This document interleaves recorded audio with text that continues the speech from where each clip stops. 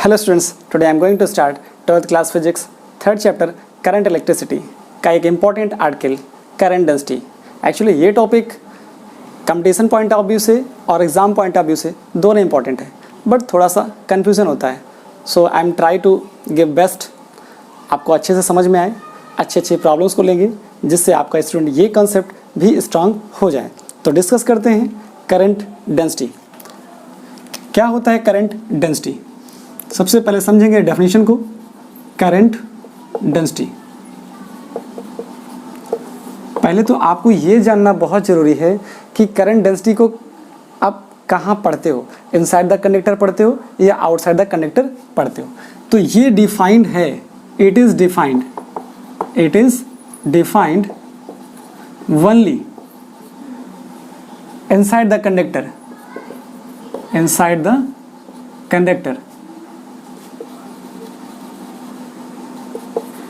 At a point.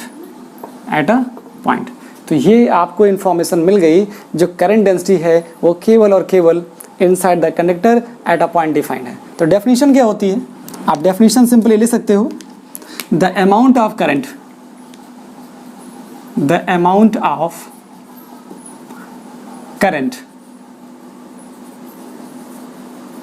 passing, the amount of current passing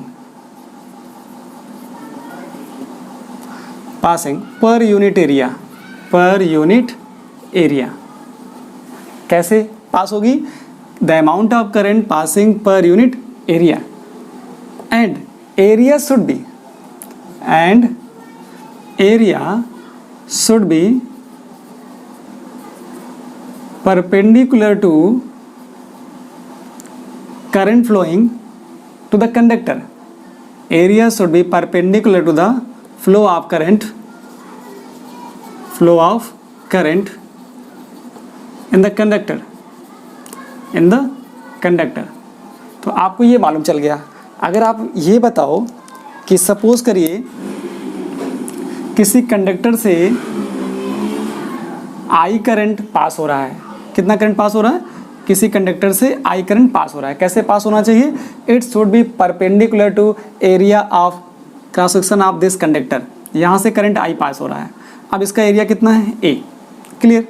तो मैंने यहाँ भी बना दिया, ये एरिया हो गया। इससे करंट कितना पास हो रहा है? आई करंट पास हो रहा है और इसका एरिया कितना है? ए। तो हम करंट डेंसिटी को कैसे लिखते हैं? इट इज़ डिनोटेड बाई जे। इसको जे से आप डिनोट करते हो। तो जे इक्वल टू कितना हो गया? जे इक्वल टू हो गया आई बाई ए। कब होगा? जब आई करंट पास होगा। किससे? आई करंट पास होगा through A means area of the cross section of this conductor. इस कंडक्टर के एरिया ऑफ क्रॉस सेक्शन से परपेंडिकुलर अगर करंट पास हो रही है तब आप लिखते हो करंट डेंसिटी का formula J equal to I upon A. इतनी बात आपको समझ में आ गई। अब स्टूडेंट ये देखना है कि ए केवल perpendicular, A should be perpendicular flow of current in the conductor. यहाँ पे ये भी हो सकता है कि एरिया तो आप लिखते ही हो, ये आपको मालूम होना चाहिए। क्या? Area A should be perpendicular to flow of current. एक चीज परपेंडिकुलर हो गया। दूसरा एरिया वेक्टर भी ले सकते हो। एरिया वेक्टर क्या होगा? एरिया वेक्टर ए होता है, ए कैप। अब एरिया वेक्टर जरा यहाँ देखोगे तो एरिया वेक्टर क्या होगा? एरिया वेक्टर इसके परपेंडिकुलर होगा। मीन्स एरिया और एरिया वेक्टर में 90 डिग्री का एंगल स्टूडेंट कोड बनता है। कितना बनता है? एंगल जो होता है एरिया वेक्टर और एरिया के बीच में 90 डिग्री होता है। इसको मैं आपको दिखा भी देता हूँ। देखिए, पहले मैं लिख देता हूँ area vector A should be parallel to the flow of current.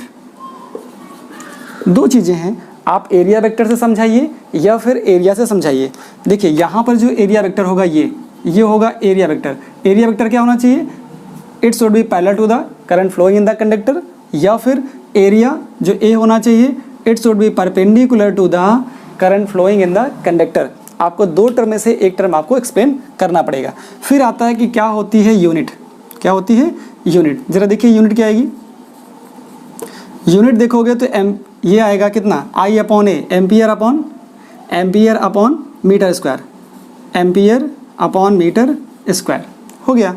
अच्छा दूसरा क्या आता है, इसका डायमेंशन फार्मूला देखोगे आप, तो डायमेंशनल फार्मूला क्या होगा, डायमेंशन फार्मूला आप इजी लिख सकते हो। देखिए करंट का है तो कितना होगा, करंट का होगा तो ये हो जाएगा ए, क्लियर। एरिया का है तो एल स्क्वायर, ये ऊपर जाएगा, यहाँ एम मिसिंग है हम बाद में लिखेंगे, पहले लिखा मैंने एल स्क्वायर, एक पावर -2 और यहाँ रहेगा 1। अच्छा होगा कि इसको इस फॉर्मेट में लिखिए, m0 l to the power -2 a to the power 1, आप इसको इस फॉर्मेट में लिखिए, this is the correct format. तो आपने क्या लिखा, यूनिट लिख दिया, डायमेंशन लिख दिया और डेफिनेशन आपने क्लियर कर दी।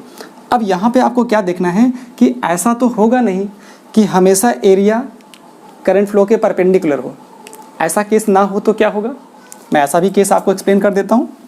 देखिए पहले मैं आपको ये एक्सप्लेन कर दूँ कि एरिया वेक्टर और area both are perpendicular to each other. देखिए आपके पास जैसे ये है, मैं बात कर रहा हूँ, ये जो एरिया होगा, ठीक है, ये एरिया हो गया इस सिलेंड्रिकल पाइप का, समझ लीजिए, ठीक है। अब इसका जो एरिया वेक्टर होगा वो होगा परपेंडिकुलर टू द सरफेस, कुछ ऐसा होगा, आउटवर्ड होगा आपकी तरफ। अब यहाँ से मैं ये बोलना चाहता हूँ कि एरिया समझ में आया, ये एरिया और इसके परपेंडिकुलर एरिया वेक्टर दोनों हो गए 90 डिग्री। अच्छा ऐसा करिए, अब करंट भी इसी डायरेक्शन में जा रही है, करंट भी इसी डायरेक्शन में जा रही है और एरिया वेक्टर भी इधर जा रहा है, तो दोनों कैसे हो गए, मैंने यहाँ लिखा हुआ है area vector should be parallel to the flow of current, तब करंट डेंसिटी बन जाएगी। उस कंडीशन पे क्या होगा, जब एरिया वेक्टर और करंट दोनों सेम डायरेक्शन में होंगे तो करंट डेंसिटी का फॉर्मूला J=I/A आपको मिल जाएगा।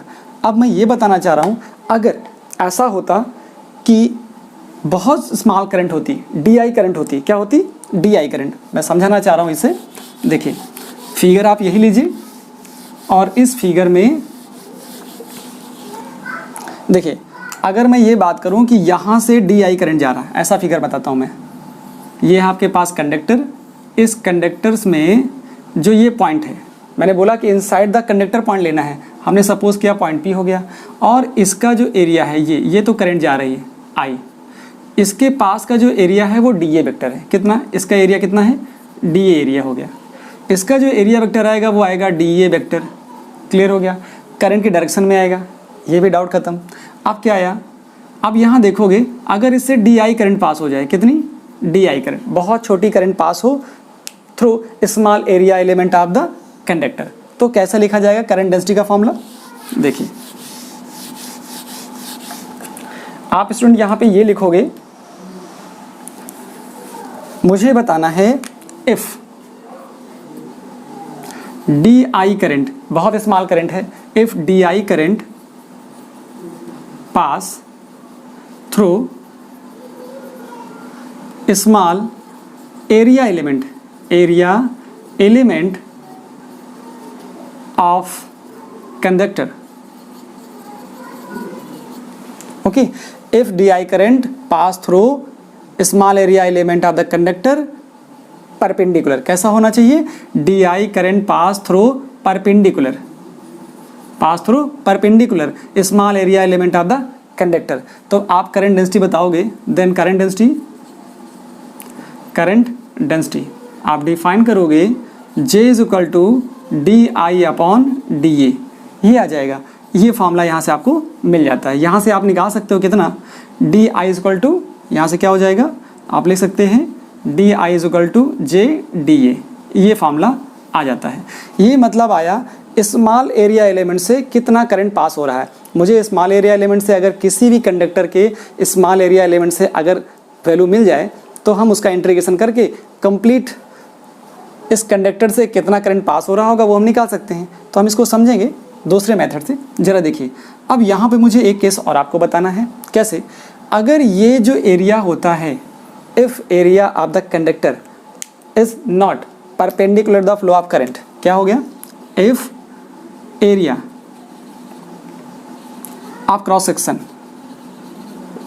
Of conductor of conductor is not perpendicular to flow of current.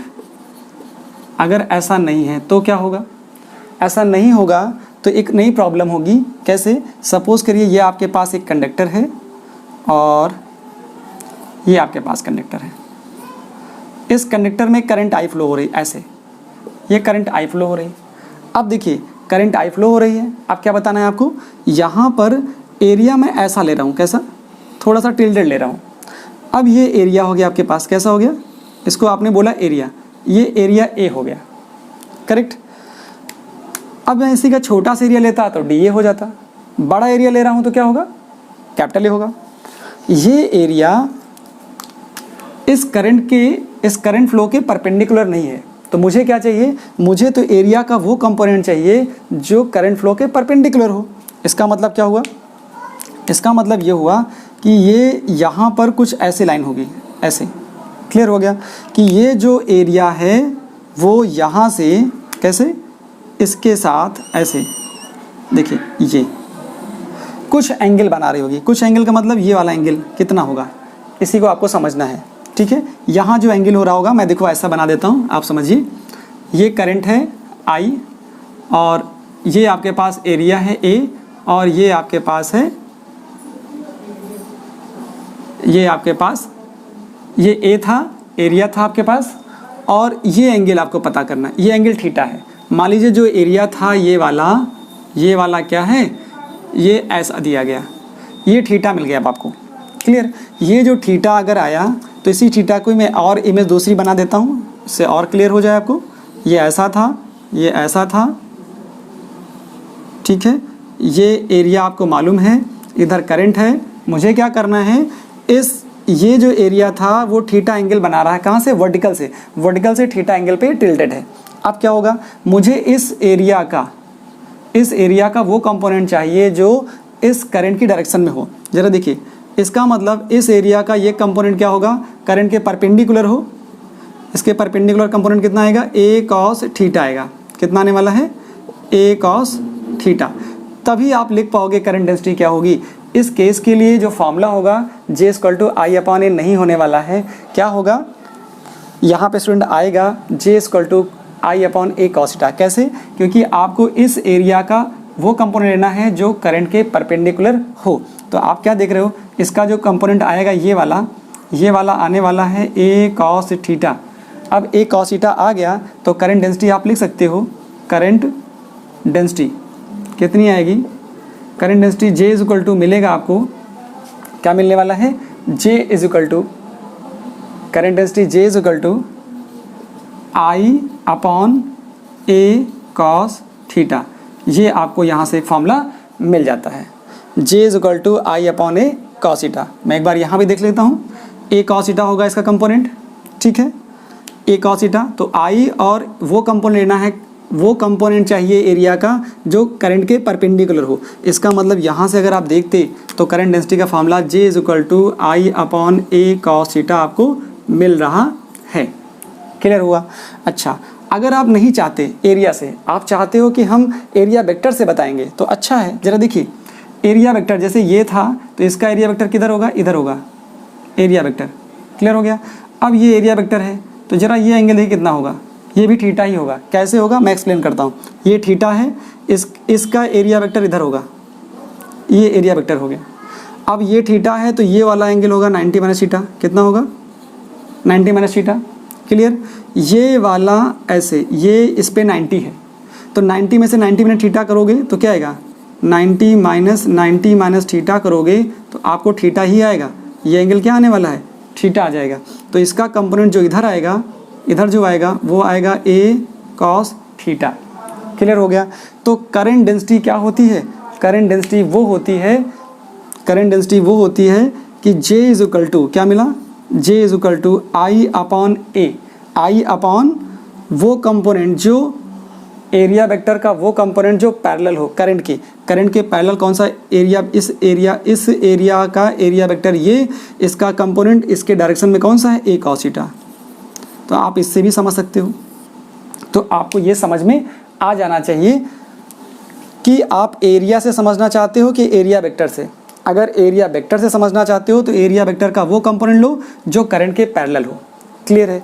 दूसरा, अगर एरिया से समझना चाहते हो तो एरिया का वो कंपोनेंट लो जो करंट के परपेंडिकुलर हो। दो चीज़ें, दोनों से ही करंट डेंसिटी डिफाइन हो जाती है। आई होप स्टूडेंट ये चीज़ आपको क्लियर हो गई होगी कि हमें कौन सा कंपोनेंट कब लेना है। ठीक है, अब मैं बात करता हूँ न्यूमेरिकल्स की।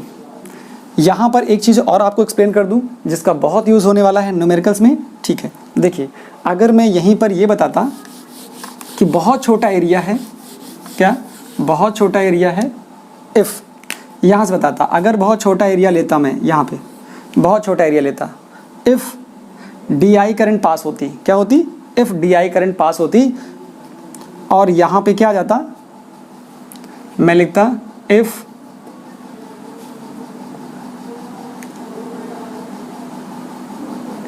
एरिया ऑफ कंडक्टर, मैंने लिखा था area of cross section of the conductor is not perpendicular. इसका मतलब क्या हो गया, इफ डी ए क्या हो गया, small area of conductor, if D A be the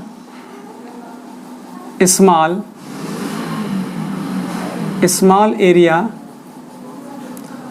of cross section of conductor, cross section of conductor and it is not perpendicular to flow of current। अगर ये छोटा सा एरिया है और वो करंट के परपेंडिकुलर नहीं है तो मुझे क्या करना होगा, उस छोटे से एरिया के दो कंपोनेंट बनाने पड़ेंगे और वो कंपोनेंट लेना है जो करंट फ्लो के परपेंडिकुलर है। मतलब अगर ये छोटा सा एरिया होता, इसी को मैं क्या बोलता, छोटा सा एरिया। ठीक है, छोटा सा एरिया का मतलब ये हुआ कि जैसे ये कंडक्टर था, इस कंडक्टर का ये पार्ट था कैपिटल ए। ठीक है, इस कैपिटल ए तो मैं ले रहा था यहाँ से, इसका छोटा सा एरिया लेता मैं, क्या था ये कैपिटल ए था, ये छोटा सा एरिया ये है, ये छोटा सा एरिया, स्मॉल एलिमेंट क्या होगा, डी ए होगा। अब इसका एरिया वेक्टर इधर ही आएगा, क्या आएगा, एरिया वेक्टर इधर ही आएगा, ये हो गया D A vector. Okay, current pass होगी कैसे, आई इधर जाएगी, तो मुझे इस डी ए का इधर कंपोनेंट लेना है, क्या लेना है, कंपोनेंट लेना है। अच्छा, ये कंपोनेंट क्या होगा, ये वाला एंगल आपको मालूम चल चुका था, थीटा था, ये 90 माइनस थीटा होगा, तो ये ऑलरेडी थीटा ही होगा, वो मैंने आपको यहाँ पे एक्सप्लेन किया हुआ है। तो इसका कंपोनेंट कितना आएगा, इधर इस डायरेक्शन में कंपोनेंट कितना आएगा, यहाँ पे आएगा डी ए कॉस थीटा। अब मैं फार्मूला क्या लिखने वाला हूँ, जरा देखिए, फार्मूला मैं ये लिखने वाला हूँ, फार्मूला आपको ये मिलेगा, J इज इक्वल टू, यहाँ से मिलेगा J is equal to I upon A, क्या आएगा, बहुत छोटी करंट पास होगी तो छोटी करंट के लिए कितना आएगा, डी आई होगा। यहाँ करंट कितनी होगी, इस पार्ट से, इस पार्ट की बात कर रहा हूँ, इससे जो करंट पास हो रही होगी वो कितनी होगी, वो होगी डी आई करंट पास होगी, तो यहाँ कितना आएगा, डी आई। ओके, ये हो गया डी आई, यहाँ हो गया डी ए कॉस थीटा, तो मैं इसको लिख सकता हूँ D I is equal to J D A cos theta. एक नई चीज़ आपको बताना चाह रहा हूँ कि कैसे आप समझोगे कि यहाँ पर स्केलर प्रोडक्ट आता है, किसका, जो एरिया वेक्टर है और करंट डेंसिटी है वो स्केलर प्रोडक्ट में आते हैं। तो J D A cos theta, इसका मतलब मैं लिख सकता था इसको J vector dot D A vector. D A vector क्या होता है, छोटा सा एरिया, उसका मैंने लिया एरिया वेक्टर, छोटा सा एरिया ये था, उसका एरिया वेक्टर ये हो गया, और करंट, छोटी सी करंट पास हो रही छोटे से एरिया से डी आई, उसके बीच में एंगल थीटा, तो मैंने लिखा जे डी ए कॉस थीटा। इसका मतलब ये बन गया जे डॉट डी ए। क्लियर। अब ये कैसे आया, कॉस थीटा था इसलिए मैंने डॉट लगा दिया, साइन थीटा होता तो मैं लगा देता साइन। इतनी बात ये समझ में आ गई। अब क्या हो गया, तो यहाँ से आपको ये फॉर्मूला मिल गया, J vector dot D A vector, ये आपको मिल गया छोटे से area elements of the conductor से पास होने वाली current in the terms of current density. इसी के बेसिस पे हम लोग प्रॉब्लम्स को डील करेंगे। यहाँ से देखिए, अगर मैं इसका इंटीग्रेशन कर देता, मैंने छोटे से एरिया एलिमेंट से करंट कितनी पास होनी है वो निकालना चाह रहे हैं in the terms of current density. तो क्या आएगा यहाँ से, देखिए इंटीग्रेशन करोगे तो D I is equal to integration J vector dot D A vector आया। यहाँ से देखिए ये हो गया आई, ये क्या हो गया integration J vector dot D A vector. कुछ क्वेश्चंस ऐसे भी होंगे, सारे क्वेश्चन आपको यहीं से लगने वाले हैं, इसी को बोलते हो आई नेट, इसी से सारी प्रॉब्लम सॉल्व होने वाली है। अगर ऐसा हो जाए इफ़ जे इज़ कांस्टेंट, बोला जाए current density is constant, if J is constant, constant का मतलब क्या हो गया, ये टर्म बाहर आ जाएगा, ये टर्म क्या आएगा, बाहर आ जाएगा। देखिए कांस्टेंट है तो बाहर आ गया, तो आई नेट जो निकला करंट, ठीक है, कंडक्टर से पास होने वाला नेट करंट कितना होगा, जे बाहर आ गया, जे वेक्टर, अंदर आपके पास क्या बचा dot D A vector. D A vector क्या होगा, ये होगा एरिया, क्या होगा, ये पूरा कंडक्टर का एरिया होगा, it is the area of the conductor. तो मैं क्या लिख सकता हूँ इसको, मैं लिखूँगा D A vector is equal to क्या आएगा, यहाँ से ये कंप्लीट एरिया आ जाएगा, इसको मैं लिख सकता हूँ ए वेक्टर। तो आई नेट इज इक्वल टू आएगा जे वेक्टर डॉट ए वेक्टर। आप देख पा रहे थे इस तरह से इलेक्ट्रिक फ्लक्स में भी आपने फॉर्मूले को डिराइव किया था, वहाँ लिखा था phi E is equal to E dot A, E vector dot A vector. तो इस तरह से आपको डायरेक्टली इस फॉर्मूले पे भी क्वेश्चन मिल सकता है, अगर जे वेक्टर करंट डेंसिटी भी आई जे के टर्म में हो और एरिया भी आई जे के टर्म में हो, तो आप उसका स्केलर प्रोडक्ट करेंगे तो आपको नेट करंट मिल जाएगी। ओके, तो यहाँ तक आप नोट कर लीजिए। इसके बाद में आपको प्रॉब्लम्स कराता हूँ इस फॉर्मूले पे, और इस फॉर्मूले पे भी सिंपल सी क्वेश्चंस बन जाते हैं, जिसमें जे आई जे के टर्म में ले लीजिए, एरिया वेक्टर आई जे के टर्म में ले लीजिए, तो आप सिंपली करंट फाइंड कर सकते हो। ओके, तो मैं अब प्रॉब्लम्स आपको कराता हूँ। तो पहली प्रॉब्लम लेंगे स्टूडेंट, जिसमें आपको फाइंड करना होगा करंट। ठीक है, देखिए this is the question number first. और सिलेंड्रिकल वायर, क्या है आपके पास, cylindrical wire, cylindrical wire of radius capital R, cylindrical wire of radius capital R, and current density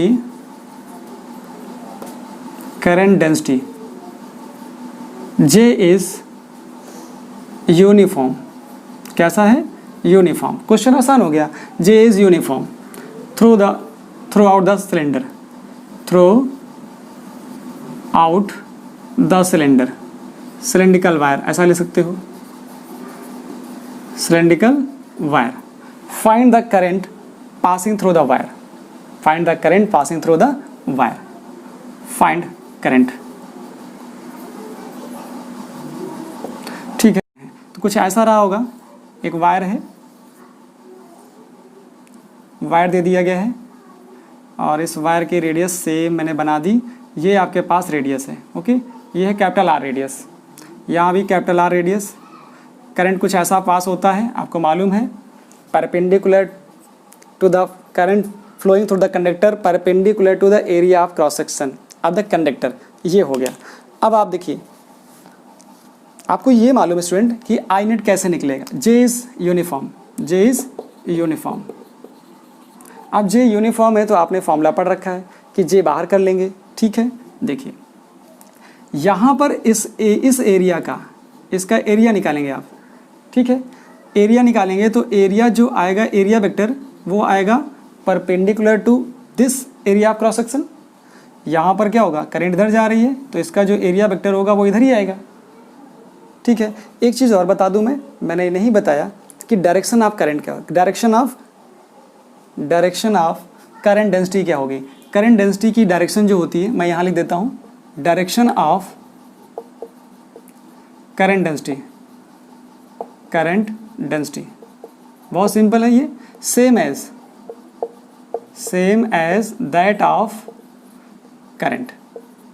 जो करंट की डायरेक्शन होती है वही होती है किसकी, करंट डेंसिटी की डायरेक्शन। मतलब J की जो डायरेक्शन होती है वो same as that of electric current होती है, ये आपको देखना है। तो यहाँ पर जो J की डायरेक्शन है वो कैसी है, J की डायरेक्शन कैसी है, वो भी करंट की डायरेक्शन में है। करंट कैसे फ्लो हो रही है, करंट फ्लो हो रही है ऐसे, ये करंट फ्लो हो रही है, तो एरिया वेक्टर इधर होगा, करंट डेंसिटी भी इधर हो रही है। अब क्या करना है, आपको मालूम है अगर इस पर छोटा सा एरिया लेते, क्या लेते, छोटा सा एरिया, तो छोटी सी करंट पास होती। वो कैसी होती, देखिए D I is equal to मालूम है आपको कितना, J dot D A vector. Clear. अब देखिए ये होता है, इंटीग्रेशन करते हैं आप तो डी आई यहाँ से कितना आता है, integration J dot D A vector, यहाँ से क्या जे कांस्टेंट है तो जे बाहर करेंगे आप, जे बाहर कर लिया। अब क्या आया, इंटीग्रेशन डी ए क्या हो रहा है, डी ए आपको मालूम है कि एरिया है इसका, इस सिलेंड्रिकल वायर का, तो मैंने क्या लिखा, यहाँ से लिख दिया जे वेक्टर और लिख दिया ए वेक्टर। अब ज़रा देखिए जे वेक्टर और ए वेक्टर, ए क्या है, ए है normal means area vector of this surface, तो दोनों ए और जे कहाँ है, सेम डायरेक्शन में है। इसका मतलब क्या है, since J vector and A vector are in same direction, are in same direction, अगर ये दोनों सेम डायरेक्शन में हैं, same direction, that is theta is equal to 0। अगर थीटा की वैल्यू आप 0 पुट करते हो तो क्या आएगा, यहाँ से सिंपली मिल जाएगा, क्या मिलने वाला है, ये आपको मिल जाएगा। देखिए ये तो हो गया था आई, क्या हो गया था आई, तो आई इज इक्वल टू मिलेगा जे ए मिल जाएगा। क्या मिलेगा, जो इन दोनों का स्केलर प्रोडक्ट करेंगे तो इनको हम लिख सकते हैं कितना, जे ए कॉस 0, तो यहाँ से जे ए आ गया। अब ए कितना होगा, इसकी रेडियस आर है, तो ये हो जाएगा J into pi R square. This is the answer, ये हो जाएगा एम्पियर। इतना आंसर आपको यहाँ से मिल जाता है। आई होप स्टूडेंट, बहुत सिंपल सा क्वेश्चन लिया था मैंने, सिर्फ आपको आर्टिकल समझाना चाह रहे थे कि कैसे छोटा सा आप ये छोटे से एरिया से पास होने वाला करंट लेते हो, फिर उसको इंटीग्रेट करते हो, इंटीग्रेट कर दिया आपने, और इस एरिया को जो छोटा सा एरिया लिया था, ये छोटा सा जो एरिया होगा उसको आप बोलते हो डी ए। क्या बोलते हो, पूरा एरिया तो ए होता है, बट ये जो छोटा सा एरिया होता है ये पूरा एरिया ए है, इसको बोलते हो डी ए, और जो इसका एरिया वेक्टर आएगा वो इधर ही डायरेक्शन में आएगा। ठीक है, तो फिर जे और डी ए एक सेम डायरेक्शन में आते हैं, मैंने देखो यहाँ लिखा हुआ है। ठीक है, तो पूरे का मैं ले रहा हूँ तो पूरे का ए वेक्टर आएगा, जे सेम डायरेक्शन में है, इसी वे में आप क्वेश्चन को कर पाओगे। ओके स्टूडेंट, नेक्स्ट क्वेश्चन लेते हैं। आपको डायरेक्शन क्लियर हो गई, same as that of electric current which passes from that point, जिस पॉइंट से करंट पास हो रही होगी उस पॉइंट पर जो डायरेक्शन करंट की होती है वही करंट डेंसिटी की भी डायरेक्शन होती है। सिंपल सा क्वेश्चन देखिए, आपके पास स्टूडेंट ये है, एक मैंने क्यूबाइड बना दिया। ओके,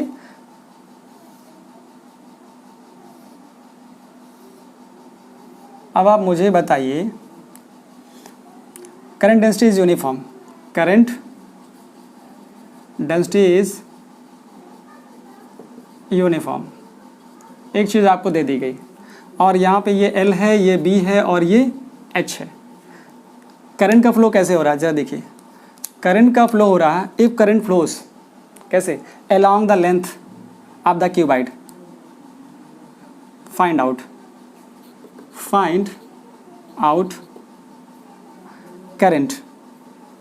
यहाँ मैं फाइंड करा देता हूँ आपसे कि L मालूम है, B मालूम है, H मालूम है। ठीक है, यहाँ पे करंट डेंसिटी आपको फाइंड करनी है। करंट डेंसिटी क्या करनी है, करंट डेंसिटी को फाइंड करना है, यूनिफॉर्म मत रखिए, करंट डेंसिटी फाइंड कर लीजिए।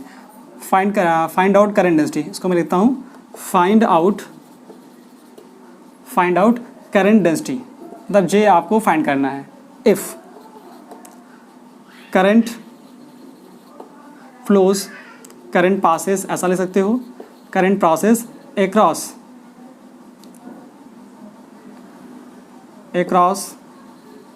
length of क्यूबाइड,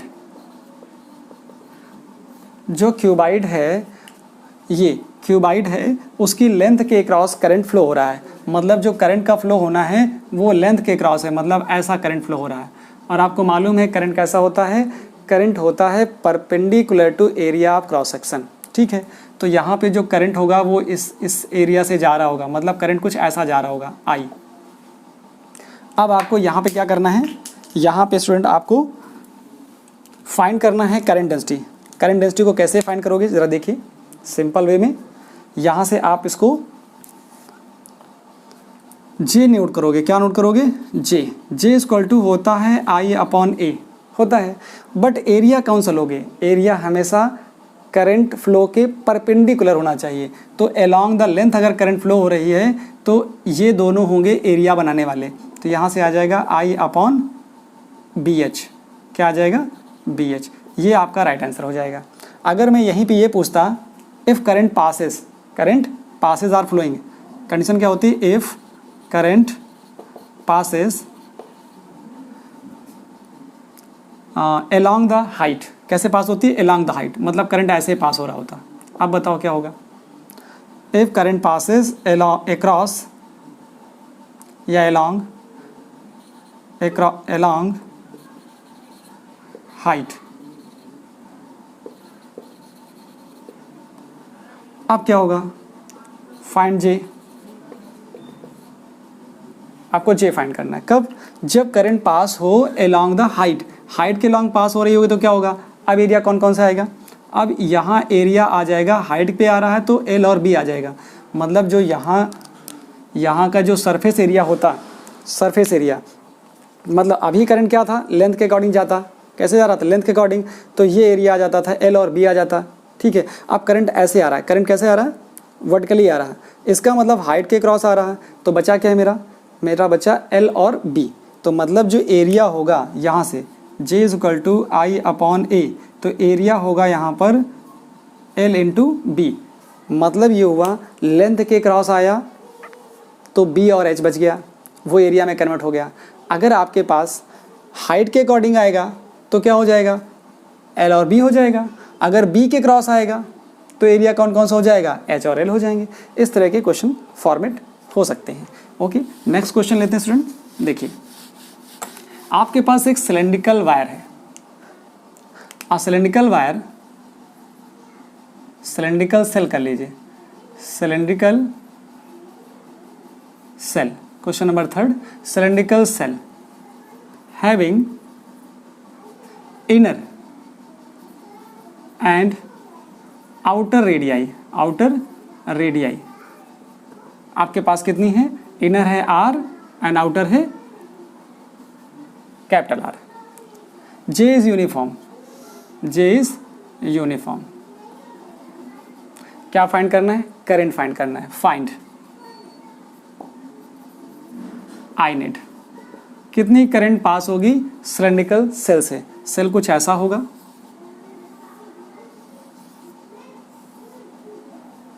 ठीक है, सेल ये बना दिए मैंने। अब करंट ऐसा जा रहा है, ये आई नेट कितना होगा आपको बताना है। क्लियर? यहाँ पर क्या होगा? एक सेल है ऐसा, इसकी इनर रेडियस मालूम है स्मॉल आर, कैपिटल रेडियस मालूम है कैपिटल आर। ठीक है। अब आपको बताना है यहाँ पर कि फॉर्मूला क्या होगा आई नेट का। तो आई नेट का फॉर्मूला क्या हो जाएगा? ज़रा देखिए, आई नेट क्या होगा? जे यूनिफॉर्म है, तो फॉर्मूला कौन सा लगाना है आपको?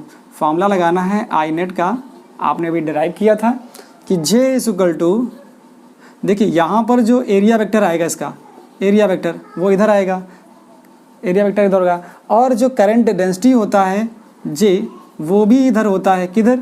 In the direction of current. तो ये दोनों हो गए।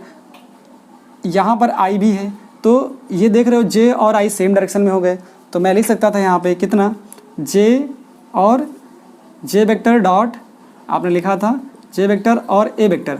ठीक है। ये फॉर्मूला था आई नेट का, आया था जे डॉट ए। तो मैं यहाँ क्या लिख सकता था?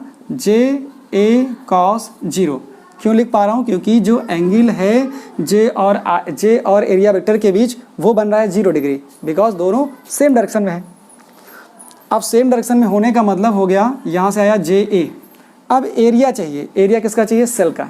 अब सेल का एरिया क्या हो गया? देखिए, आई नेट इज इक्वल टू, ये आएगा जे कांस्टेंट है, मैंने बाहर कर लिया है, और डी ए था, छोटे से लेके चलते हैं कि छोटा रहा होगा तो डी आई रहा होगा, डी आई का होगा जे डॉट डी ए रहा होगा, जे कांस्टेंट है तो बाहर किया, डी ए का ए हो गया तो जे डॉट ए हो गया। फिर देख रहा हूँ कि एरिया वेक्टर इस सरफेस का इधर ही है, करंट डायरेक्शन में है, जे करंट की डायरेक्शन में होता ही है। तो आपने इन दोनों की बात करी जे डॉट ए, तो देखा 0 एंगल आया, तो जे डॉट ए आ गया। ए क्या होता है सेल के लिए? ज़रा देखिए, सेल के लिए आएगा pi R square minus pi R square. अब क्वेश्चन में हो सकता है कि आपको स्मॉल आर और कैपिटल आर की डिफरेंट वैल्यू दी जाए, हो सकता है एक 2 दिया जाए, एक 3 दिया जाए, तो वैल्यू पुट कर सकते हो, रिजल्ट आपका आ जाएगा। तो इस तरह से स्टूडेंट यहाँ से आप करंट निकाल सकते हो। और क्वेश्चन में सिर्फ चेंज होगा तो स्मॉल आर और कैपिटल आर, तो आपका यहाँ से रिजल्ट आ जाएगा। क्या आ जाएगा? देखिए ये रिजल्ट ऐसा आएगा, पाई कॉमन रहेगा, पाई यहाँ से आएगा J pi R square minus R square, ये आएगा एम्पियर। इतना लिख सकते हो, ये भी सही है, दोनों बोथ आर करेक्ट। अब एक क्वेश्चन ऐसा लेते हैं स्टूडेंट जो थोड़ा सा टफ होगा, जिसमें जे यूनिफॉर्म नहीं होगा। जे को क्या लेना है? जे को आपको वेरिएबल लेना है, ठीक है। ऐसा भी क्वेश्चन मैं आपको करा देता हूँ जिससे आपका ये कंसेप्ट क्लियर हो जाए। आपके पास एक सिलेंड्रिकल वायर है, a cylindrical wire having radius capital are. Question number 4, a cylindrical wire having radius कितनी? Capital R, okay. बट इस टाइम जे यूनिफॉर्म नहीं है, but J is not uniform, but current density varies with distance r from the center of cylindrical wire, from center of cylindrical wire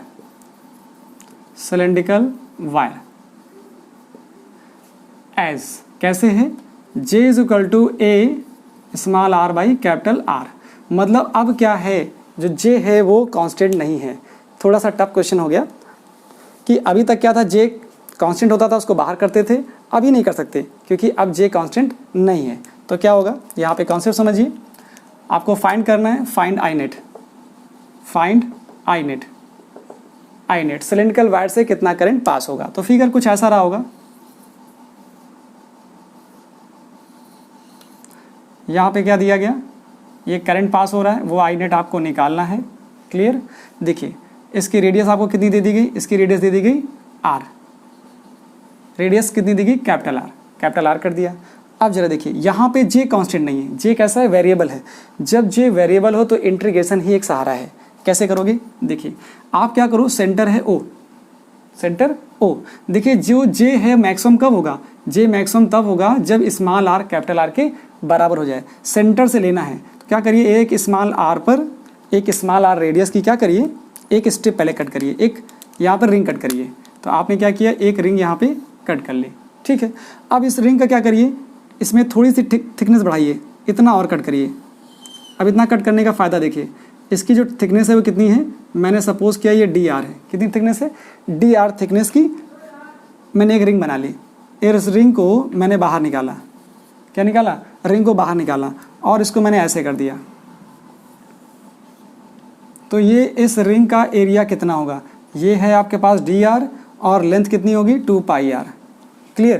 क्योंकि मैंने are distance की एक ring cut करी, ठीक है। क्योंकि फार्मूला मुझे क्या यूज़ करना था, फार्मूला मुझे यूज़ करना है आई नेट का फार्मूला होता है, देखिए आई नेट इक्वल टू होता है integration J dot A vector, okay. लेकिन ए नहीं लिखोगे, यहाँ क्या लिखोगे, जे dot D A vector. Clear होगा? अब ये भी यूनिफॉर्म नहीं है, नॉन यूनिफॉर्म है, और ये आपको निकालना है। जरा देखिए जो जे डॉट ए होगा वो दोनों सेम डायरेक्शन में होंगे। यहाँ पे क्या होगा, इसका जो जे होगा वो इधर लगेगा, एरिया वेक्टर भी इधर ही लगेगा, दोनों के बीच में एंगल 0 आएगा। तो एक चीज़ तो क्लियर हो गई कि ये लिख सकता हूँ मैं जे डी ए कॉस 0, मतलब ये हो गया जे डी ए कॉस, नहीं लिखना है, इसकी वैल्यू 1 हो गई। अब देखिए अब जे की वैल्यू ज़रा पुट करिए, जे की वैल्यू कितनी है, जे की वैल्यू आपके पास है, देखिए A R by capital are, और डी ए कितना होगा, ज़रा देखिए इसका कितना एरिया आएगा, एरिया ऑफ स्मॉल एलिमेंट, इसको बोलते हो क्या, ये है एरिया ऑफ स्मॉल एलिमेंट, इसको क्या बोलते हो, area of small elemental ring, elemental ring का क्या एरिया आएगा, डी ए क्या आएगा, देखिए लेंथ इंटू ब्रेथ, मतलब 2 पाई आर इंटू डी आर।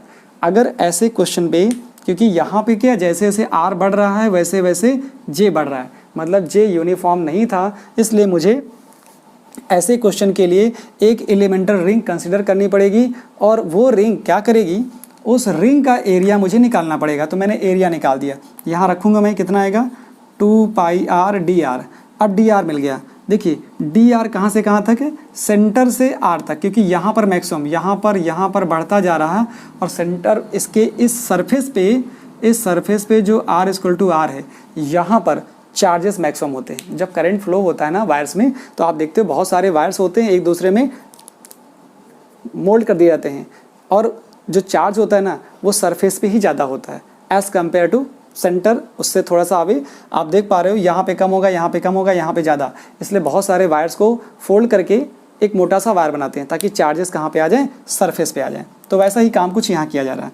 देखिए यहाँ से क्या होगा, यहाँ से 2 पाई कॉमन है, बाहर कर दीजिए, 2 पाई कॉमन हो गया, और इसको इंटीग्रेट कहाँ से कहाँ तक करना था, इसको करना है आपको सेंटर 0 से R तक, ये हो गया 0 से लेकर कैपिटल R।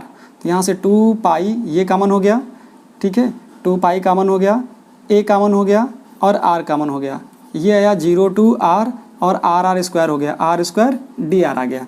जब आप इसका इंटीग्रेशन करते हो तो क्या देख रहे हो स्टूडेंट, यहाँ पर मिल जाता है 2 पाई A बाई R स्क्वायर का क्या होता है, R स्क्वायर का मैं देखो बताता हूँ यहाँ पे, कि अगर आपके पास, मैं यहाँ पे कहीं लिख देता हूँ, देखिए दिख जाएगा यहाँ पे, अगर x की पावर n होता है dx, तो ये होता है x की पावर n+1 अपॉन n+1, ये होता है। और लिमिट दी गई है तो ज़रूरत नहीं कुछ लिखने की, नहीं है तो फिर c लगाना पड़ेगा।